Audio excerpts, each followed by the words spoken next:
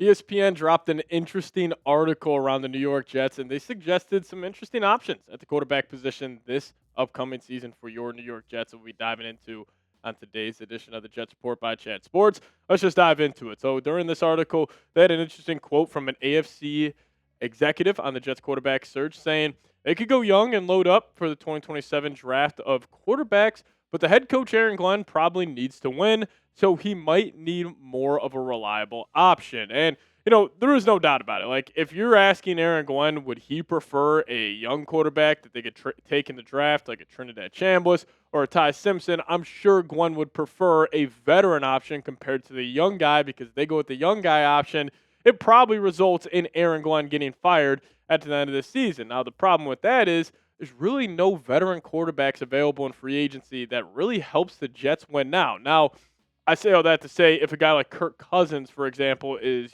cut by the Atlanta Falcons, I think he would raise the floor of the Jets offense a whole lot. But still, that's really the only option. And also, Kirk Cousins will have a lot of more suitors than just the New York Jets. So ESPN, they listed 3 options, and the first option is a good old friend of the Jets organization. How about Geno Smith returning to the Jets? Now, don't get too mad at me in the comment section. I know this is a polarizing choice, and I'm pretty much against this, but Geno obviously had a very bad season this past year for the Las Vegas Raiders.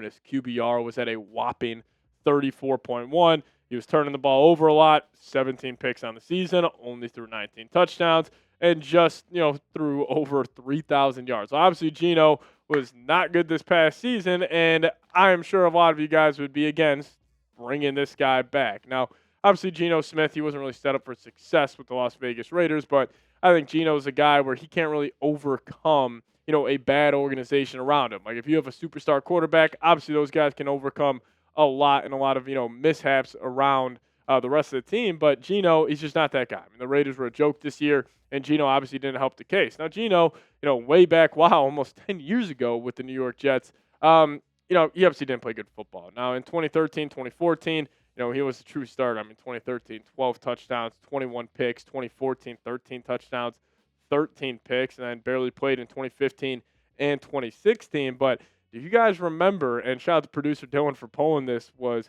when Geno Smith was sucker punched in the jaw by IK and Kampali in training camp in 2015, and resulting in a 6 to 10 week absence from playing. Now, I was looking into this. Apparently, Geno owed him $600 worth of flight money for Geno to go to a camp, but then Geno didn't end up showing up to that camp. So just a sticky situation. And I'm sure Geno, even if the Jets told him, like, hey, you're the guaranteed starter, I would assume Geno would say no and rather take a high-end backup role with another team. But hey, ESPN, the geniuses over there, are throwing this option out there for the New York Jets. So I'll ask you guys. Maybe you guys disagree with me.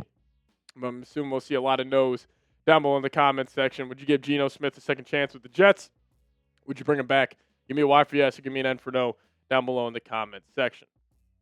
Now, number 2, who the geniuses over there at ESPN listed for the New York Jets, was Tua Tagovailoa. Now, I will be very clear here. I don't think this is a realistic option whatsoever. And, one, we rarely see interdivisional trades at all, but especially with quarterbacks being traded in the division. And, Tua's contract, it's a doozy. The Jets would be taking on a lot of money. Now, for teams trading for a player, you take on their base salary and their roster bonuses. So you guys just only see the base salary on the far left side of your screen, where it's $25 million, $39 million, $31 million, and $41.4 million.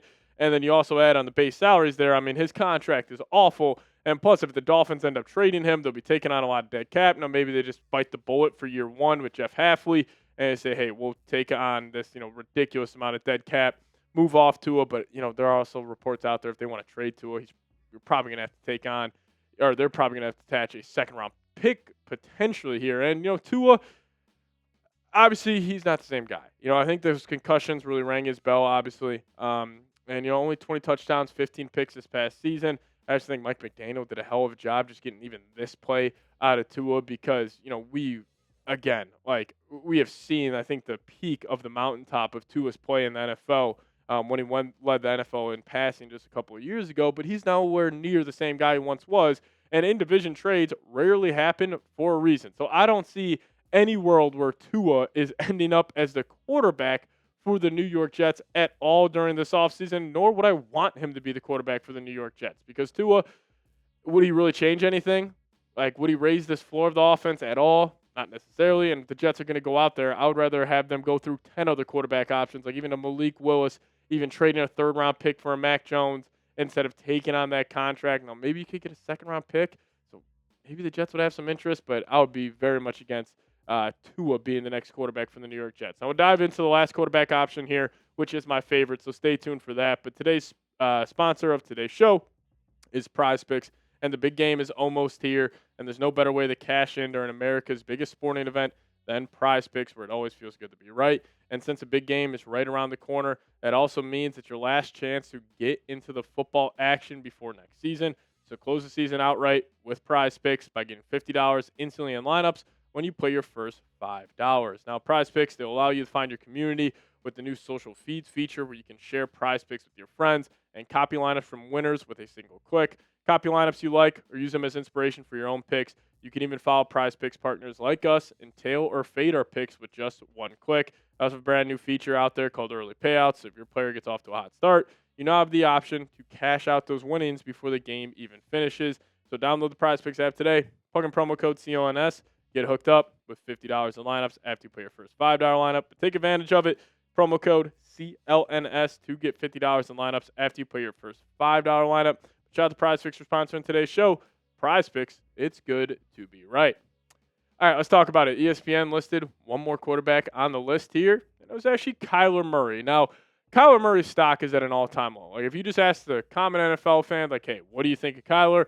Most people would just say he flat out stinks, which, could be true, but I don't think he is as bad as people are making it out to be. Like, obviously, his time in Arizona has not gone well, but I think he would be an interesting option for the New York Jets. Now, Jeremy Fowler connected Kyler to New York, saying Murray would make more sense to New York given Tagovailoa's ties to the AFC East, but not everyone is convinced Arizona owner Michael Bidwell would pay a significant portion of Murray's $37 million in guarantees for him not to play in Arizona. So let's talk about the contract here. So the team trading for Kyler Murray would be taking on a $39 million cap hit in 26, a $33 million cap hit in 27, and then a team option in 2028, which is obviously advantageous for the team trading for him, of $43 million. So if it doesn't work out and you kind of take a chance on Kyler, he doesn't play good football, you want to move on, you do have that option after the 2027 season. But let's talk about Kyler here. So obviously the contract's a doozy. Not ideal that you're taking on a middle-of-the-pack quarterback with that big of a contract, but with where the Jets are at, that might be an option that they could potentially go down. Now, I also think a guy like Kyler Murray, I think maybe a change of scenery and a fresh start would really help him because he's clearly done in Arizona. He fell out of love with that coaching staff. Now, obviously, they're going to get a new coaching staff in there, but I think they're going to try to get another quarterback, in the fold there, or another quarterback in the fold with a new regime coming in. And, I think Kyler's one of those guys where he does have superstar talent. Like, there's no doubt about it. Like, he has made some of the best throws in the NFL over the last 10 seasons. He's got great mobility. He's got a great deep ball. I mean, this guy was a top 10 pick in the MLB draft. He was a Heisman Trophy winner. He's got a ton of accolades where you can see that superstar talent. But also with where the Jets are at, you want a leader at the quarterback position. Kyler Murray hasn't shown you that just yet. He, obviously that whole clause in his contract about the video game situation, I'm sure that might throw a factor into this whole situation with the, New York Jets here. But he's had a lot of past success. Like, this was a guy who took the Cardinals organization to the playoffs, where the Cardinals, they're a complete joke of an organization. They're sneakily one of the worst teams in the NFL over the last decade. And, we talk about past success. I mean, just check this out. Like, here are his career accolades. Like a Heisman Trophy winner in 2018, the Big 12 Offensive Player of the Year, first team All-American, first team All-Big 12, the 9th pick in the MLB draft, the first pick in the NFL draft, the Offensive Rookie of the Year. He's also a 2-time Pro Bowler. So he has had a lot of success, not only in the NFL, but obviously at the college football level. And his natural talent is there with him being a top 10 pick in the MLB draft. Now, his record in Arizona, you might be saying, 38-48. Like, is that really too much to write home about? In my opinion, in the Cardinals organization, that is. They have never really had a complete team around him, and he has had some success, especially dating back, to that 2021 season where he was 9-5. Cardinals made the playoffs. Now, he was a disaster in that playoff game where he just refused to run the football. But out of all three of those options, Kyler's the most likely. And that makes this Jets quarterback situation so interesting, where it's like Kyler feels unlikely in the grand scheme of things, but out of those three that they listed, Kyler is the most likely by far. I don't know where the Jets are going to go at the quarterback position. I've been very much against them drafting a quarterback, even in the second pick of the first round or the second round whatsoever. So we'll see what they do. I think ideally you load up on defense. You can somehow swing Kirk Cousins, and you just get next season where it's like, okay, top 20 defense, see what you got in Aaron Glenn. Maybe he can somehow get this team where it's top 20 defense, top 20 offense, and you go from there. But you guys let me know who will be the starting quarterback in 2026 for the New York Jets. I mean, if I had to give a guess for this, I have no idea. I really do not. Maybe it's a Kirk Cousins, maybe a Malik Willis, maybe a Mac Jones. Maybe they do go Trinidad Chambliss. I have no idea. But you guys let me know your thoughts down below. And also hit that subscribe button on your way out. Help us reach our next milestone of 12,000 subs. And we'll get on out of here. Appreciate all of you guys watching today's show. And as always, go Jets.